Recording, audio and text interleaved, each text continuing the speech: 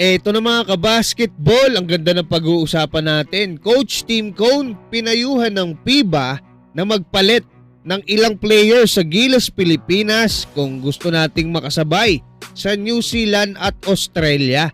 Pag-usapan natin kung sino-sino ba yung mga players na pwedeng ipasok sa ating Gilas Pilipinas para mas lumakas yung ating national team. Pero bago yan, huwag kalimutan mag-like at mag-subscribe bilang pagsuporta. Sa article na inilabas ng FIBA patungkol nga sa naging huling laban ng ating Gilas Pilipinas kontra sa Australian Boomers sa FIBA Asia Cup, kung saan tinalo na naman ng Australian Boomers ang Pilipinas sa score na 84-60, ay sinabi nga ng FIBA na kahit na nga raw may pag-asa silang nakikita sa ating Gilas Pilipinas dahil sa ganda ng performance na ipinakita ni Kevin Kiambao at Dwight Ramos kontra sa Australia, ay kung gusto pa rin daw makasabay ng Gilas Pilipinas sa pinakamalalakas na bansa sa Asia gaya ng Australian Boomers at New Zealand Tall Blacks, ay kakailanganin daw nitong mas palalimin pa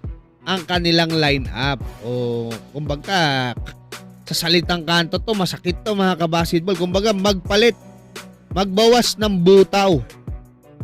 Yung tipong pag nilabas mo yung mga starter, no, sila Kai Soto, sila Justin Brownlee, Kevin Kiambao, Dwight Ramos, kaya pa rin makipagsabayan nung mga players na maiiwan sa court. Yung second unit, kaya pa rin sumabay. Pag-usapan natin kung sino-sino ba yung mga players na pwedeng idagdag para mas lumakas pa ang lineup o mas lumalim yung lineup ng ating Gilas Pilipinas. Ito mga kabasketball, personal ko lang naman, no? Maaaring hindi kayo sang-ayon dito nga sa 12 players na gusto ko para nga sa ating Gilas Pilipinas. Pero siyempre, pwede rin kayong magbigay ng 12 players na gusto nyong mapabilang dito nga kontra sa New Zealand at Australia. Ngayon mga kabasketball, siyempre, ang pipiliin ko sa aking Gilas Final 12, andyan si Kai Soto, Junmar Pajardo, AJ Edu, QMB. Okay, lock in na yan sa mga big man, no? Sa wings, Justin Brownlee, Carl Tamayo, Kevin Kiambao, at Francis Lopez. Francis Lopez mga kabasketball, gusto ko siyang idagdag, no? Pero siyempre andyan na rin si Dwight Ramos, pero ibababa ko si Dwight sa guard.